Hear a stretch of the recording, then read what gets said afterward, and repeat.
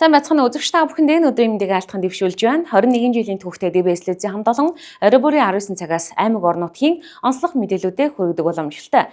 Тэгвэл өнөөдөр та бүхэн бидний бэлтгэсэн төвөмбөсийн мэдээллийн хөтөлбөртөө анхаарал хандуулаарай.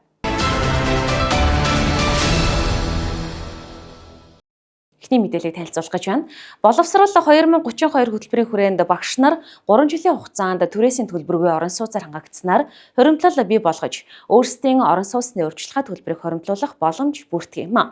Тэгвэл өнөөдөр буюу 1 сарын 14-ний өдөр 10 багш гэр бүл батламжаа гарт авсан байна. Үүнтэй холбоотой мэдээллийн дэлгэрэнгүй одоо үзүүлнэ. Дархуул аймгийн засаг даргын 2025-аас 2028 оны үйл ажиллагааны хөтөлбөр, боловсрол 2032 хөтөлбөрт туссан боловсролын үйл ажиллагааны чанар хүрт хэмжээг нэмэгдүүлэх, багш нарыг тогтвор суурьшилтай ажилуулах, багшийн орон сууцны нөхцөлийг сайжруулах зорилгоор түрээсгүй орон сууц хөтөлбөрийг 2023 оноос хэрэгжүүлж эхэлсэн. Хөтөлбөрийн дараагийн ээлжид ерөнхий боловсролын сургуульд 1-10 жилийн хугацаанд ажилласан 10 залуу багш гэр бүлүүд хамрагдахаар 1-р сарын 14-ний өдөр батламжаа гарт авлаа. Дархуул аймагт хэрэгжиж байгаа боловсрол 2032 хөтөлбөрийн хүрээнд боловсролын салбарт ажиллаж байгаа багш ажилчдынхаа нийгмийн баталгааг хангах үе шаттай ажлуудыг зохион байгуулж байгаа. За бид 3 жилийн өмнө түрээсгүй орон сууц хөтөлбөрт нийт гэр бүлээрээ багшилдаг, ерөнхий боловсролын сургууль багшилдаг 18 багшиг буюу 10 гэр бүлийг бид энэ хөтөлбөрт хамруулсан. За 3 жилийн хугацаанд биднээс олгосон нэг өрөө орон сууцнд үн төлбөргүй эдгээр багш нар маань суугаад зөвхөн ашиглалтын зарлаа төл суугаад 3 жил нь дуусаад дараагийнх нь ээлж нь өнөөдөр байранда орж ин. За энэ удаад бол бид 2 жилийн хугацаатаагаар багш нартай энэ боломжийг олгон. За өнөөдрийн сонгогдсон бас 10 гэр бүл багш нар маань энэ түрээсгүй орон сууц хөтөлбөрт ямар нэгэн байрны түрээс төлбөхгүйгээр ашиглалтын зарлаа өгөөд 2 жилийн хугацаанд суух бололцоо олдно. За бид нар энийгээр юу хэлж байгаа вэ гэхээр багш нар маань ялангуяа залуу гэр бүл багш нар маань энэ хугацаанд цалингаа хоримтлуулж түрээс өгдөг мөнгөө хоримтлуулж цаашдаа 2 жилийн дараа орон сууцны ямар нэгэн урьдчилгаа болгох эсвэл гэр ороод хашаа башин авах энэ боломжийг нь бүрдүүлээсэй гэж харж байгаа. Мэдээж хязгааргүй хэрэгцээ байгаа. Гэхдээ бидэрт байгаа болцоо нөөцөнд тулгуурлаж энэ арга хэмжээг зохион байгуулж байгаа гэсэн. Цаашдаа боловсролын газартай хамтарч ярилцсны үндсэн дээр хямд өртөгтэй орон сууцыг боловсролын газар маань сонгож шалруулалтаа хийгээд өөрсдөө гүйцэтгэгчээ сонгож шалруулах юм бол бид нар аймагаас газар олголтыг хийж багш нартай бас хямд үнэтэй орон сууц барих энэ хөтөлбөрүүдийг хэрэгжүүлэхээр төлөвлөж байгаа болно. Тэгээд нийт багш нартай ажлын өндөр амжилт хүсье. Дархуул аймагт хэрэгжиж байгаа боловсрол 2032 хөтөлбөр цаашд үргэлжлэн хэрэгжинэ.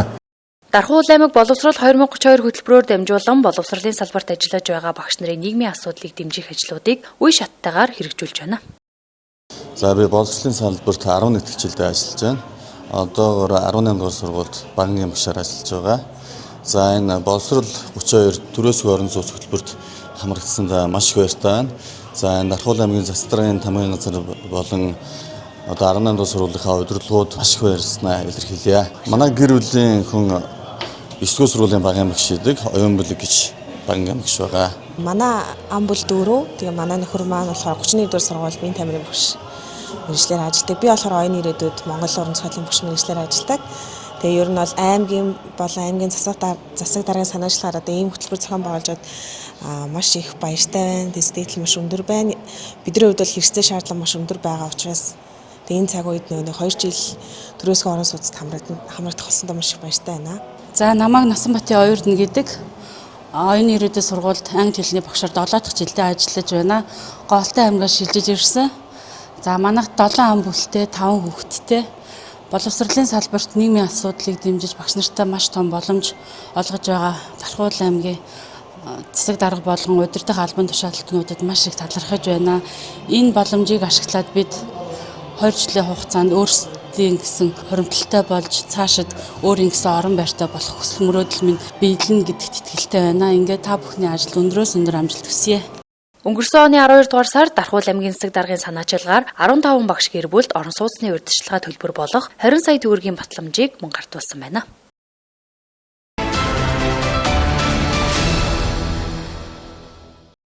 Дараагийнда Дархуул аймгийн иргэдийн төлөөлөгчдийн хурлын зөвлөл 2025 онд хийгдсэн ажлуудаа дүгнэж 2026 онд хийгдэх ажлуудаа хэлэлцсэн байна. Үүнтэй холбоотой мэдээллийн дэлгэрэнгүй одоо хүлээн авч үзнэ.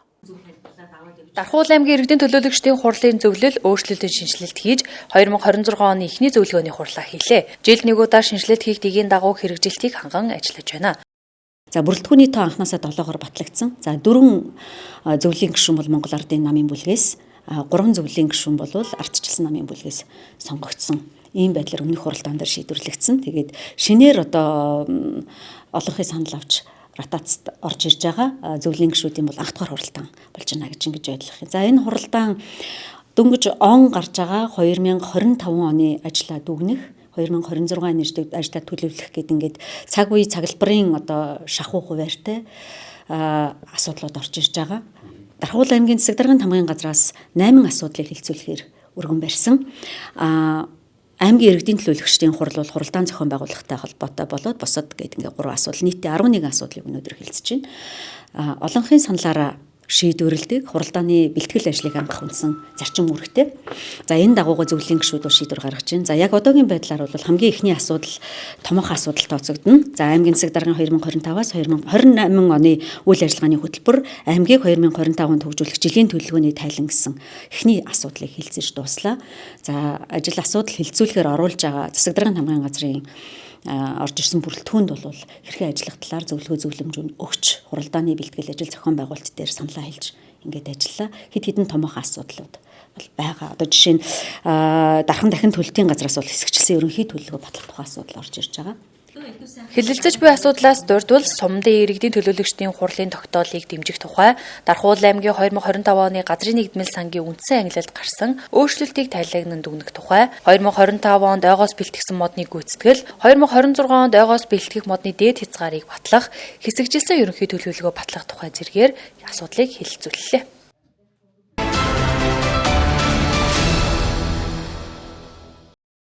Дарагимдээ IELTS-ийн 7.5-аас дээш оноотой 32 сурагчдыг олон улсын найрамдал цусланд 3 хоног үн төлбөргүй амраахаар болжээ. Дархуул аймгийн засаг даргын санаачлагаар хэрэгжүүлдэг IELTS зөв хөтөлбөр өнгөрсөн онд амжилттай хэрэгжиж 104 сурагч хамрагдсан. Өнөөдрийн байдлаар тус сурагчдаас 32 сурагч IELTS-ийн шалгалтанд 7.5-аас дээш оноо авч шалгалтын төлбөрөө 100% буцаа аваагаалаа. Тэгвэл IELTS зөв эхний хөтөлбөрт хамрагдсан нийт сурагчдыг Зулцхан олон хүүхдийн тусланд амрааж спорт тэмцээн, автобуст аялал, хөгжлийн хөтөлбөрүүдэд хамруулсан бол энэ удаа 7.5-аас дээш оноотой 32 сурагчийг олон улсын найрамдал цусланд 3 хоног үн төлбөргүй амраахаар боллоо. 2025 оны 1 сарын 13-наас одоо IELTS хөтөлбөрийг Ерхий боловсролын сургуулийн 10-11 дугаар ангийн сурагчдын дунд зарласан. За тухайн үед одоо зарлаад бүртгэл хийгээд нийтдээ нэг 525 хүүхэд ихний одоо шалгаруулалтанд орж исэн. За үүнээсээ одоо 104 хүүхэд яг IELTS хөтөлбөрт маань хамрагдсан. За хөтөлбөрийг бид 4 сургуулийн төвдөө хамтарч 3 сарын хугацаанд 108 цагийн IELTS-ийн англи хэлний хөтөлбөрт бол хамруулж байсан. За эдгээр одоо бас хүүхдүүдэд бид нэр академик англи хэлний мэдлэгийг дээшлүүлэхээс гадна хөгжлийн хөтөлбөрүүдийг бас зохион байгуулж байлаа. За өнгөрсөн жил гэх юм бол бид нар 104 хүүхдийнхаа дунд спортын арга хэмжээ зохион байгуулсан. За кино үзүүлсэн, Улаанбаатарт аялал явуулсан. За Зулцгийн бол хүүхдийн тусландаа бас 3 хоног амраасан. За ингээд 104 хүүхд маань одоо гэрээ ёсоор нөгөө IELTS-ийн шалгалтыг өгөх. За энэ IELTS-ийн шалгалтыг бид манай хүүхдүүд 8 сараас өгч эхэлсэн. За ингээд 8 сараас өгөхөд одоогийн байдлаар 7.5 болон түүнээс дээш оноо авсан 32 хүүхэд байна. За эдгээр 32 хүүхдүүдэд бид нар бол шалгалтын хураамжийг 814-өөс 841 мянга орчим төгрөгийг бол буцаа олгосон байгаа. Эдгээр 32 хүүхдэд за мөн дээр нь 8 болон түүнээс дээш оноо авсан хүүхдүүдэд бид нар бас ноутбук гардуулж урамшуулсан. Одоогийн байдлаар 104 хүүхэд хөтөлбөрт хамрагдсны 32 хүүхэд маань одоо англи хэлнийхээ шалгалтанд 800 оног авсан байна гэж дүгнэж хэлэх боломжтой. Боловсрол 2032 хөтөлбөрийн хүрээнд хэрэгжиж байгаа тус хөтөлбөр 2 дахь удаага хэрэгжиж нийтдээ 59 сурагч хамрагдаж байна.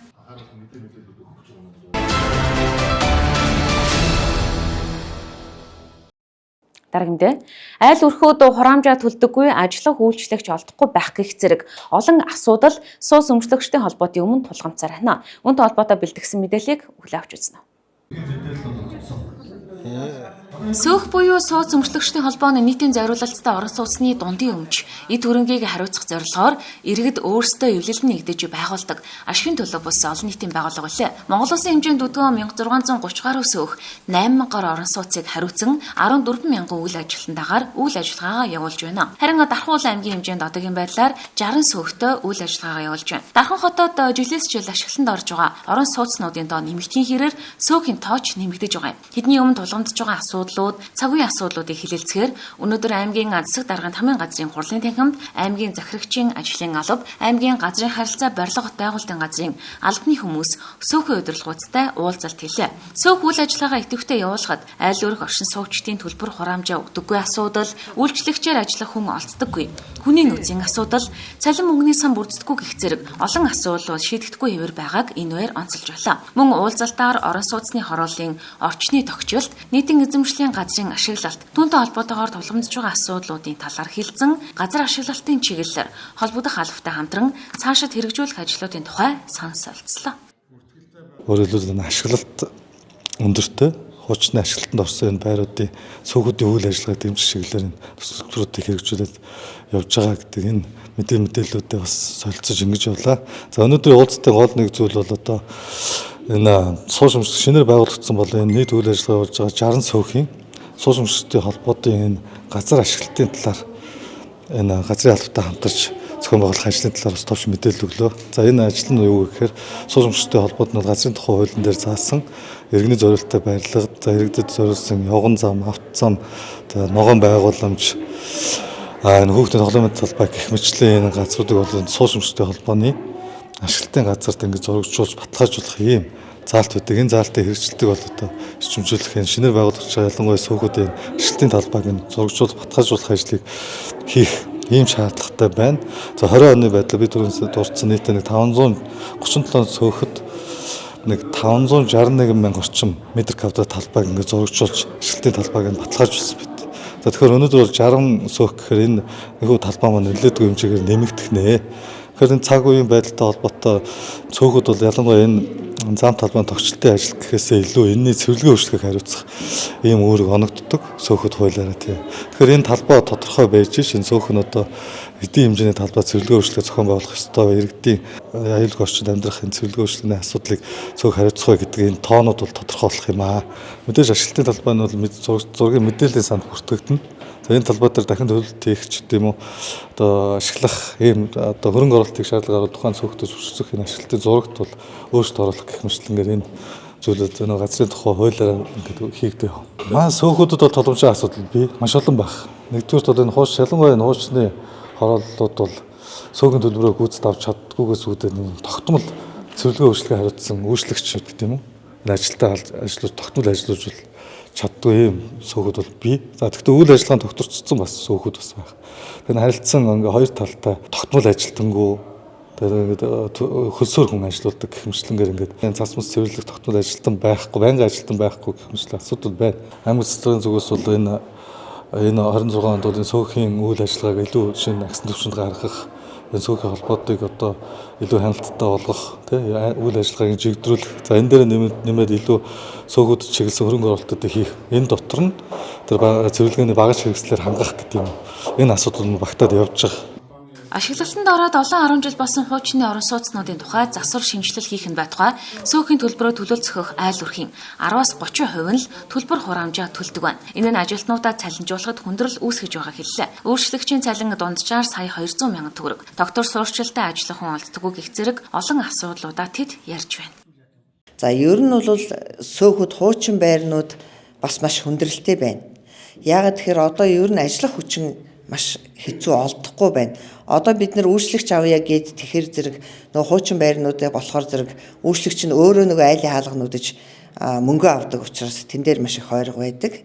За айлуудаас мөнгө хураагаад өгье гэхээр манай иргэдийн оролцоо маш муу. Ерөөсөө сөөхийнхөө төлбөрийг ч өгөх дурггүй, үйлчлэгчийнхаа цалингчийг өгөх дурггүй. Өнөөдөр бол за үйлчлэгч хичнээн ядарсан хүн явж байгаа ч гэсэн тэр хүмүүс бас л ардаа амьдралтай ар гэрээ тижээж байгаа л хүн явж байгаа.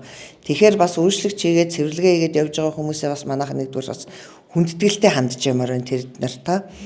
За тэгээд үйлчлэгчээр ажиллах одоо энэ жил бол ялангуяа цас ихтэй байна. Бид нар цасаа дийлэхгүй хэр чадлаар бол цэвэрлж байна. Сая аймагаас нэг 10 үлээгч өгсөн бас асуудалтай ажиллахтай ажиллахгүйтэй байна, ажиллуулж чадахгүйтэй байна. За манайхан болохоор зэрэг яг өөрсдөө гэхэр чинь бас нэг эмгтэй голцсон хүмүүс. Одоо манай хуучин сөөхөн захирлууд бол одоо тэгэл өөрөө нэг хүн явж идэг. Тэн дээр байцаагч, нягтлан гэдэг доороо тийм олон оронтойтой тийм хүн байхгүй. За тийм хүмүүс авч ажиллуулах гэхээр цалин асуудалтай. Яагаад тэгэхээр манайд орлого маш муу. Яагаад цөөхөн ажил унаад байна вэ гэхээр би бодоод байгаа юм. Ерөөсөө иргэдийн оролцоо маш муу байгаа учраас. Төлбөр тооцоо хийгдэхгүй. Одоо манайхан чинь яг харьцангуй за би жишээ нь парк таун 3-ыг хариуцж чинь гэхэд манайх 80-90% орлого орж ийн гэхэд бид нар бол юма хийгээд авах боломжтой. За хуучин байрнууд бол нэг 10-20% тавьж чадж гин үгүй юу. Тэгэхээр тэр захирал маань өөрөө цалингаа авмаар байдаг, үйлчлэгчээ цалинжуулмаар байдаг. Өчнөө тэр байрны асуудлууд хаалга, цонх, дээвэр, орц гээд. Тэгэхээр манай үйлчлэгч нар бол өдөр тутамд байнгын тогтмол ажиллагаатай байхыг энэ цалинтай л холбохгүй л ерөөсөө тийм тогтмол ажиллах үйлчлэгч олдохгүй байна. Орц байр хариуцж байгаагаас шалтгаалж байна. Би бол одоо бас 6 орц ажиллаж байгаа арай бас ачаал нэмсэн гэдэг үднээсээ манай үйлчлэгч сая 200 сая төгрөгийн цалин авдаг, гараж үйлчлэгч сая 200 сая төгрөгийн цалин авдаг. Лифт хариуцсан одоо тэр лифтийг суйрлуулсан хариуцсан компани байгаа.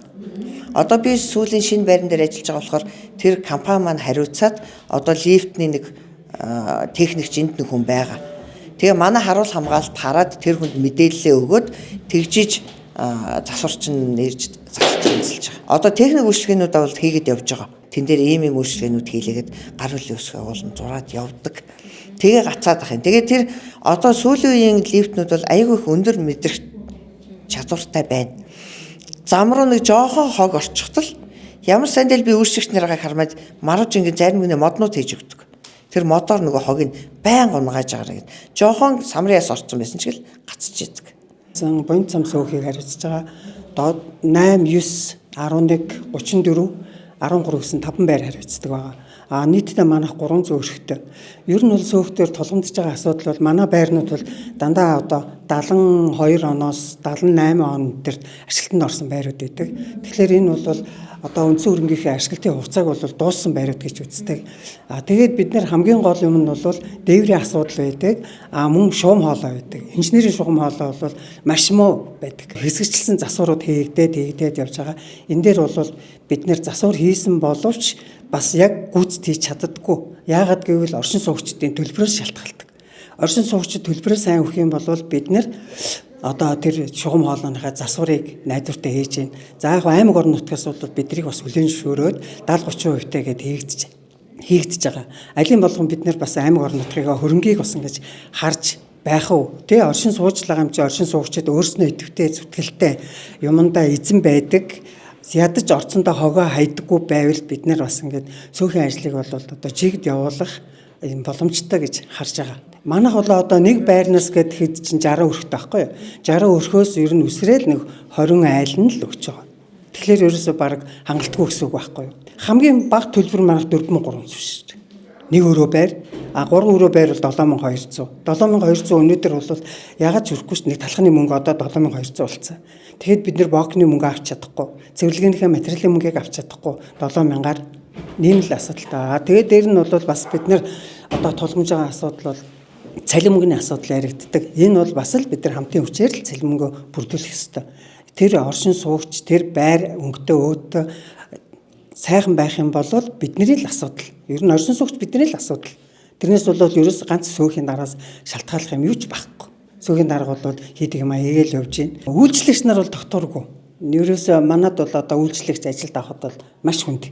За эсвэл одоо нэг жоохон архины хамааралтай тийм улсууд бол ирдэг. Тэгээд нөгөө зойрын давхарт бид нар чинь бас нэг хүн амьдарч байгаа юм гээл өнгөтэй өөдөө олгоод засвар хийгээл өгнө. Нөгөөдх юм маань одоо олон хүн цуглуулаад бас ингээд юу болцдог, хэрэгцээг болгочдөг. Тэгэхээр бол үйлчлэгч маш хүнд. Тий. Цалин манайх бол одоо оршин суугчдаас 100000-ыг авч байгаа. Нэг өрхөөс 100000. Тийм тэрнгээрээ цалинж явдаг байхгүй юу? Тэгэхээр бас л нөгөө өг нь өгөхгүй гэсэн шалтгаан л байдаг. 60 айлаас одоо 30 айл нь хөл 300,000 төгрөг. Өнөөдөр 300,000 төгрөгөөр хүн юу ч хийхгүй шүү дээ. Тийм үстэй тий. Юу ч хийхгүй. Тэгэхэд тэр хүн одоо би 70 гарсан нэг үйлчлэгчтэй байдаг. Манай 5 байрыг хариуцдаг. Ганцаараа хариуцдаг. Тэгээд дийлэхгүй одоо энэ цас мөстэй үед бүрч дийлэхгүй. Сөөхөн үйл ажиллагаа сайжирч чанарчхад айл өрх иргэдийн оролцоо маш чухал хэвээр байна.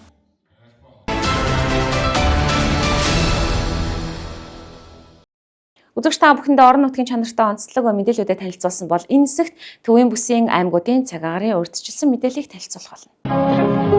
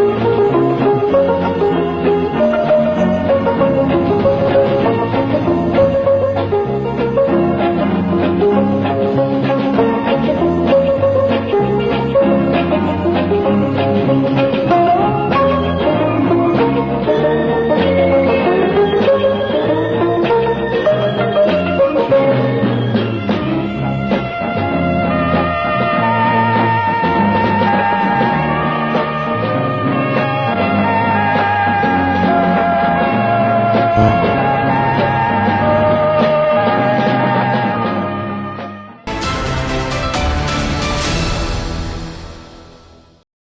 бүрийн 19 цагаас бэлтгэн үзүүлдэг Төвөн бүсийн мэдээллийн үйлбэрээ ээлж эцдугаар энэ дөрөд өндөрлөж байна. Бидний сонгуун утсын эрхэм үзэгчдтэй баярлалаа. Маргаашийн цагтаа эргүүлзье. Баяртай үзэгчдээ.